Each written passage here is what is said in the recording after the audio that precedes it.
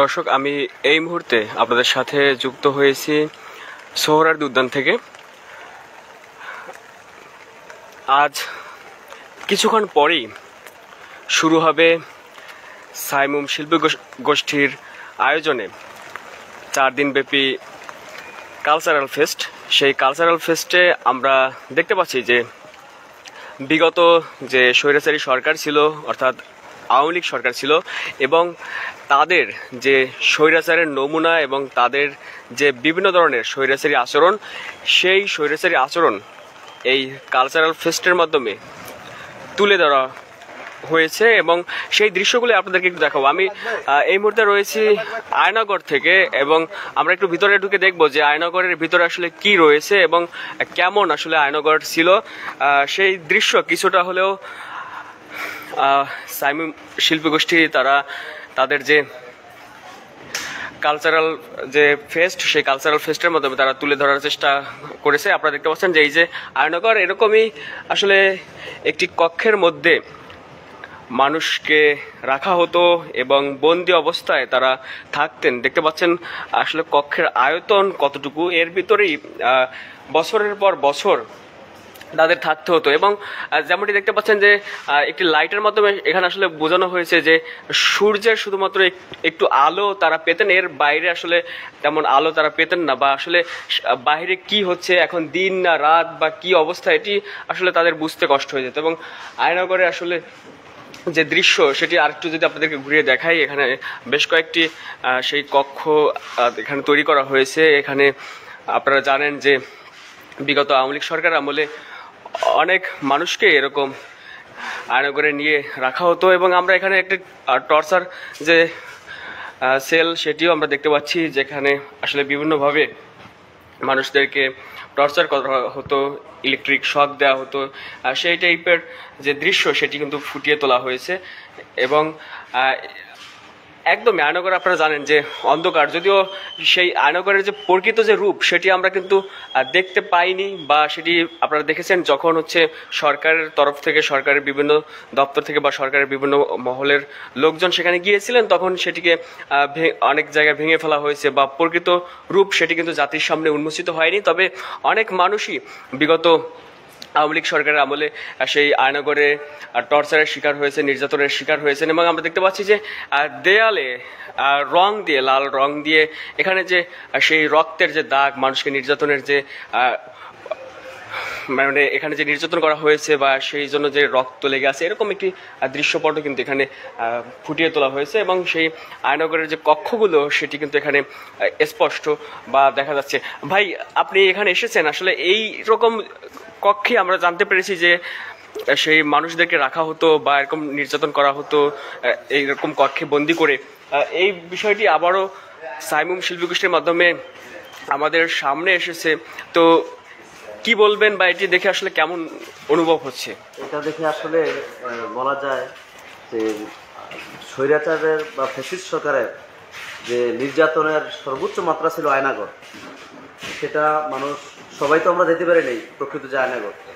তো এখন সাইমুমের আয়োজনে এই বিষয়টা দেখে মানুষ কিন্তু বুঝতে পারবে যে কতটা ভয়ঙ্কর ছিল, কিছু ধরনের আইডিয়া পাবে।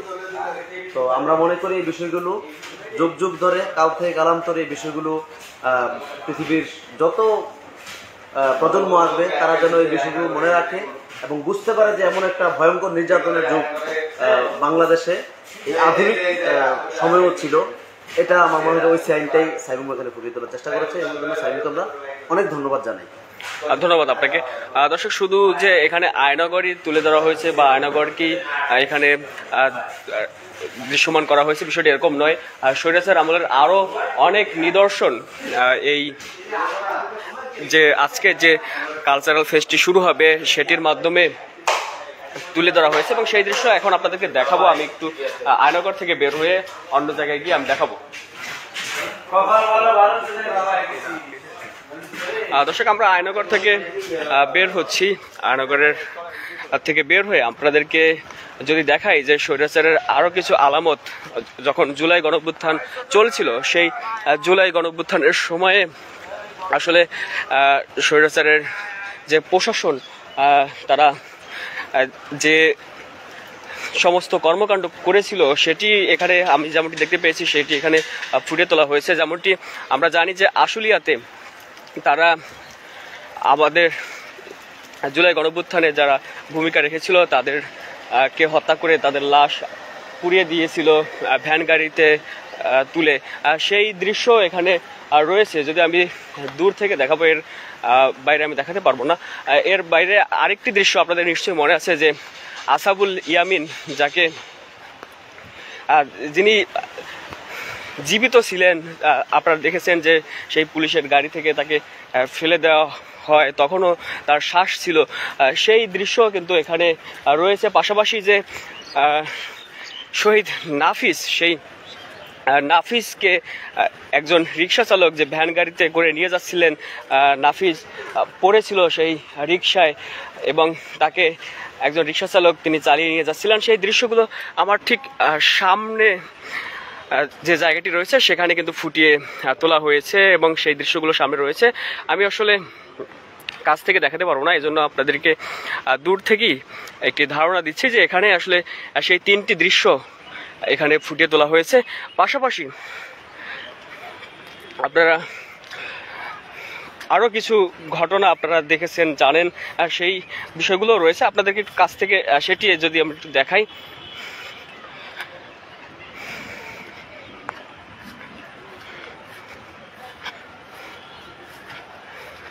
এখানে কিছুটা হাস্যরসাত্মকভাবে বিষয়গুলো তুলে ধরা হয়েছে। আমি একটু আপনাদেরকে সেখানে নিয়ে যাই। মূলত কিছুক্ষণ আগে বৃষ্টি হওয়ার কারণে এখানে পথে পানি জমে গিয়েছে। এখানে দেখতে পাচ্ছেন যে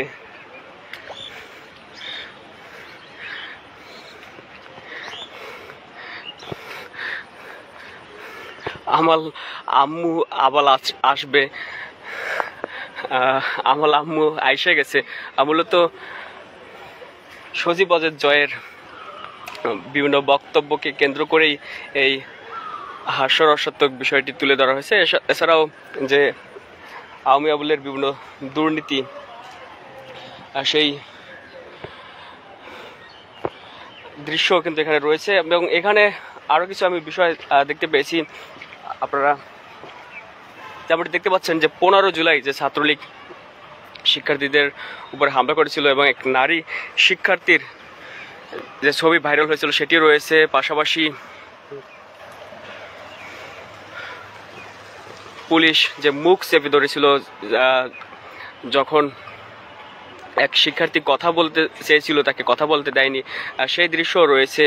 এরপরে আমি দেখতে পাচ্ছি যে ওবায়দুল কাদের, যিনি বলেছিলেন যে পালাবো না, প্রয়োজনে ফখরুল সাহেবের বাসায় গিয়ে উঠবো, এরকম টাইপের যে কথা বলেছিলেন, সেই বিষয়টিও এখানে রয়েছে। এবং এখানে দেখতে পাচ্ছেন যে 5ই আগস্ট যে শেখ হাসিনা পালিয়ে গিয়েছিলেন সেই দৃশ্য এখানে রয়েছে। এবং এক নারী শিক্ষার্থী তার এক ভাইকে রক্ষার জন্য যে পুলিশের গাড়ির সামনে দাঁড়িয়ে গিয়েছিলেন, একাই দাঁড়িয়ে গিয়েছিলেন, দেখেছেন যে সাহসিকতার সাথে, সেই দৃশ্য এখানে রয়েছে। পাশাপাশি যখন সালমান এফ রহমান এবং আনিসুল হক যখন আটক হয়, সেই সময়কার যে তারা লুঙ্গি পরা অবস্থায় ছিল সেই দৃশ্য এখানে রয়েছে। এবং এখানে আমরা দেখতে পাচ্ছি যে সাবেক মন্ত্রী শাহজাহান, তার যে হাসি বা তার যে ছবি সেটিও রয়েছে, যিনি সড়ক আন্দোলনের সময়, অর্থাৎ যে শিক্ষার্থী সড়কে চাপা পড়ে, গাড়ির চাপা পড়ে নিহত হয়েছিল, এরপরে যে তিনি হেসেছিলেন, তার যে কোনো ধরনের দায়িত্বশীল মন্ত্রী থাকা অবস্থায়ও তার যে বিন্দুমাত্র কষ্ট বা বিন্দুমাত্র যে সেই অনুভূতি সেটি হয়নি, সেটি আপনারা জানেন। এবং সে কারণে হয়তো তার সেই হাসি মুখ এখানে তুলে ধরা হয়েছে। এবং আমরা দেখতে পাচ্ছি যে এখানে লেখা রয়েছে যে স্বৈরাচার কর্নার। এবং এখানে ডিবির যে প্রধান ছিল সেই হারুন, তার যে সবার কাছে পরিচিত যে সেই ভাতের হোটেল, সেটি এখানে রয়েছে যে তোর দাওয়াত আমার হোটেলে। এরপরে এখানে আবারও দেখতে পাচ্ছি যে সেই মুখ চাপা যে ছবি সেটি রয়েছে এবং লেখা রয়েছে যে বন্দি বাক মুক্তি পাক। এরপরে শেখ হাসিনা তিনি যে আসলে বলেছিলেন যে আসলে আমার দোষ কোথায়, আমি কি অপরাধ করেছি, তো সেটিও এখানে রয়েছে যে হোয়াট ইজ মাই ফল্ট। এখানে আমরা দেখতে পাচ্ছি যে এবার না হয় একটু হাসো, এই যে একটা লাশ দেখতে পাচ্ছেন যে মোদিকে আসলে মোদি যে সেই 5ই আগস্টের পরে বিভিন্ন জায়গার যে বাঁধ খুলে দিয়ে মানুষকে বন্যায় ভাসিয়ে দিয়েছিল বাংলাদেশিদেরকে, সেই দৃশ্য কিছুটা হচ্ছে এখানে তুলে ধরা হয়েছে। এবং যেমনটি মোদি বলছে যে এবার না হয় একটু হাসো, ওই যে একটা লাশ। আমরা দেখতে পাচ্ছি যে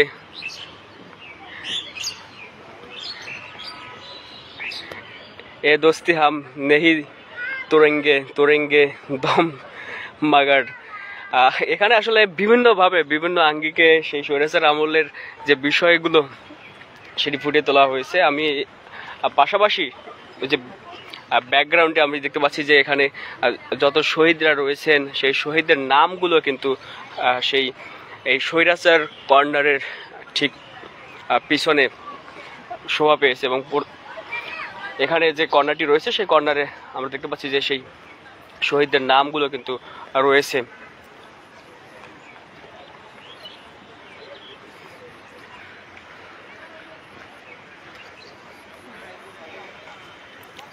এখানে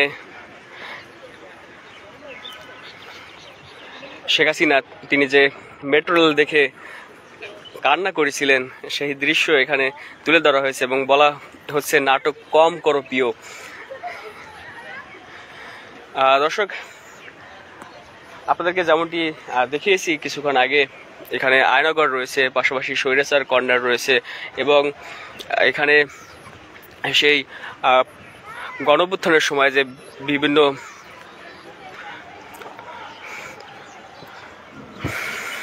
করুণ দৃশ্য বা যেগুলো আসলে দেখার মতো নয় বা কেউ সহ্য করতে পারবে না সেরকম যে কিছু দৃশ্য যেগুলো সারা দেশের মানুষকে ভীষণভাবে নাড়া দিয়েছে, সেই দৃশ্যগুলো তুলে ধরা হয়েছে। যেমনটি বললাম, আসাবুল ইয়ামিনের যে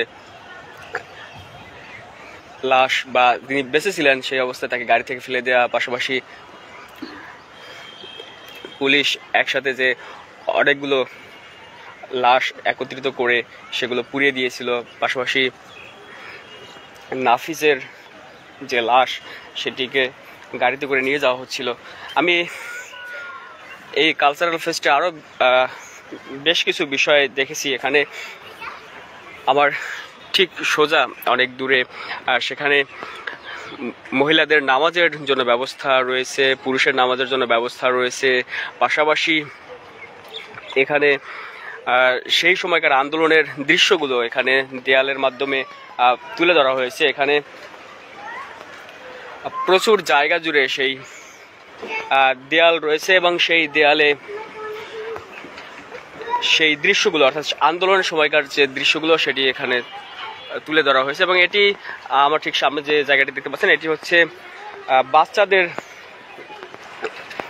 এন্টারটেনমেন্টের জন্য এখানে ব্যবস্থা রাখা হয়েছে। এখানে বিভিন্ন ধরনের গেম এখানে যুক্ত করা হয়েছে, বাচ্চারা যাতে এসে এখানে বিরক্তিবোধ না করে বা এখানে খেলাধুলার স্পেস পায় সেটি কিন্তু এখানে আমি দেখতে পাচ্ছি যে রয়েছে।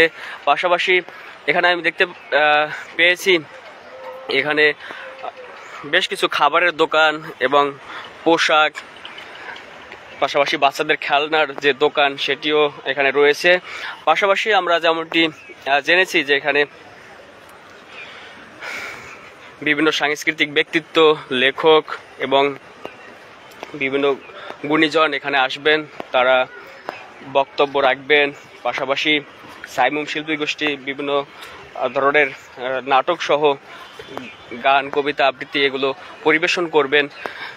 এবং আজকে আনুষ্ঠানিকভাবে এই কালচারাল ফেস্টের উদ্বোধন হবে এবং আগামী 4 আগস্ট পর্যন্ত এটি চলবে। দর্শক, আপনাদেরকে সরাসরি আমি যুক্ত করেছিলাম সোহরাওয়ার্দী উদ্যান থেকে এবং আপনাদেরকে আরেকটি যে বিষয় যেটি দেখানো হয়নি এবং সেটিও আপনাদেরকে অনেকটা দূর থেকেই দেখাতে হবে। আপনাদেরকে যে বিষয়টি একটু দেখাতে চাই সেটি হচ্ছে যে জুলাই গণঅভ্যুত্থানে যে শত শত মানুষ শহীদ হয়েছে, সেই শহীদদের যে সমাধিস্থল সেরকমই একটি দৃশ্য এখানে তুলে ধরা হয়েছে এবং এখানে অনেক শহীদের নাম এবং কবর এখানে দৃশ্যমান করা হয়েছে।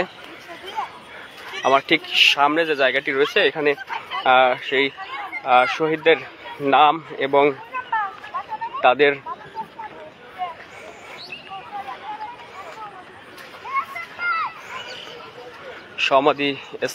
সমাধিস্থল বা কবর সেটি এখানে দৃশ্যমান করা হয়েছে। মোট কথা, সাইমুম শিল্পী গোষ্ঠীর আয়োজনে যে আজকে কালচারাল ফেস্টটা শুরু হচ্ছে, এখানে স্বৈরাচারের